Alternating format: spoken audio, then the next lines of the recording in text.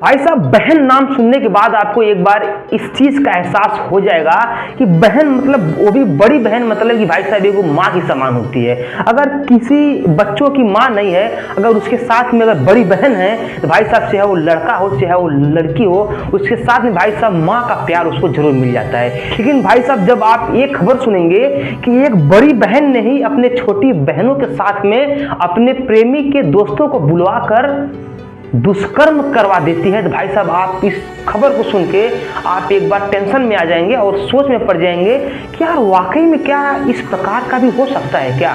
भाई साहब एक कलयुग है, इस कलयुग में भाई साहब कुछ भी हो सकता है, कुछ भी हो सकता है। चलिए पूरी घटना बताते हैं। एक कहानी कहाँ की है, एक घटना कहाँ की है। इसके पहले अगर आप लोग हमारे यूट्यूब चैनल पर नए हो, चैनल को सब्सक्राइब कर लीजिए, अगर फेसबुक पर है पेज को फॉलो कर लीजिए। चलिए पूरी घटना विस्तार से बता देते हैं। भाई साहब खबर है उत्तर प्रदेश के कानपुर के फजलगंज इलाके की, जहां पर भाई साहब बड़ी बहन को अपने प्रेमी से जब मिलने में दिक्कत हो रही थी, जब वो मिलना चाहती थी तो छोटी बहनों ने विरोध किया, तो वो प्रेमी के दोस्तों को बुलवाकर अपनी बहनों के साथ में दुष्कर्म करवा दी।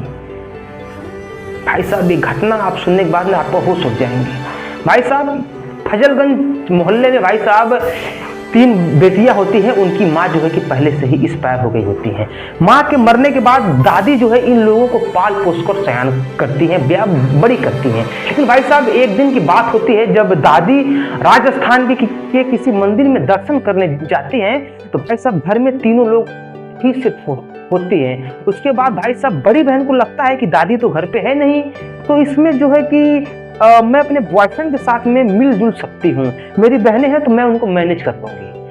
उसके बाद भाई साहब होता क्या है कि वो अपने प्रेमी को बुलवाती है। अब बुलवाने के बाद भाई साहब बुलवाने के बाद वो अपने साथ में भाई साहब वो अपने प्रेमी से मिलना जुलना शुरू कर देती है। लेकिन भाई साहब उस वक्त जब दोनों बहनों को एक चीज अच्छी नहीं लगती है, ये वाक्य अच्छा नहीं लगता है, तो भाई साहब दोनों बहनों जो है कि विरोध करती हैं कि मैं दादी से इस बात को बताऊंगी। लेकिन भाई साहब जब वो मना करती है कि तुम दादी से मत बताना, तो मानते नहीं, बोलते नहीं मैं दादी से इस बात को बताऊंगी कि तुम्हारे गैर मौजूदगी के समय में दीदी जो है कि किसी अपने प्रेमी से मिल रही थी। तो भाई साहब उसको गुस्सा आता है और वो मना करने की कोशिश करती है, नहीं मानती है, तो अपने प्रेमी के और दोस्त को बुलाकर अपने बहनों के साथ में दुष्कर्म करा देती है।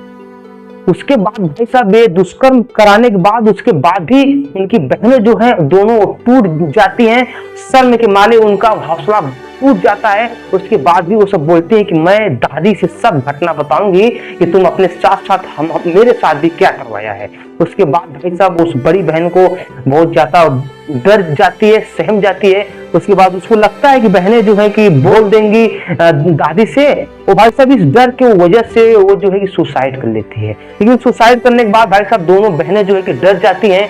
डरने के बाद भाई साहब इस मैटर को वहीं पर दबा देती है। दादी आती है, कुछ पता चलता ही नहीं कि आखिरकार हुआ क्या था।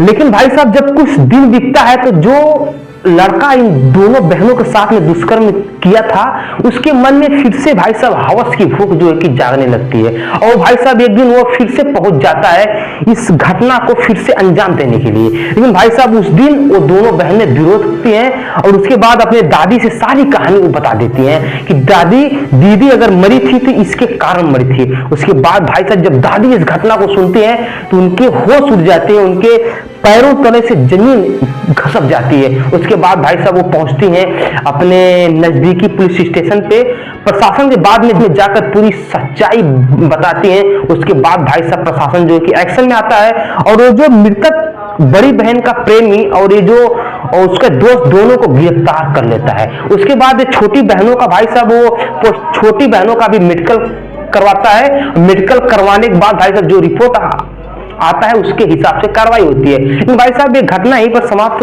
हो जाती है। भाई साहब ये चीज समझ में नहीं आता है कि यार बहन कैसे अपने बहनों के साथ में इस प्रकार की घटना को अंजाम दे सकती है। फिलहाल भाई साहब एक कलयुग है, यहाँ पर कुछ भी हो सकता है। खास करके अगर उत्तर प्रदेश की बात रहे तो यहाँ पर ये सब चीजें आम बात है। फिलहाल में आप क्या कहना चाहेंगे इस मैटर को लेकर नीचे कमेंट कीजिए। हम मिलते हैं अगले वीडियो में, तब तक नमस्कार, बाय, प्रणाम, हर हर महादेव, जय श्री राम।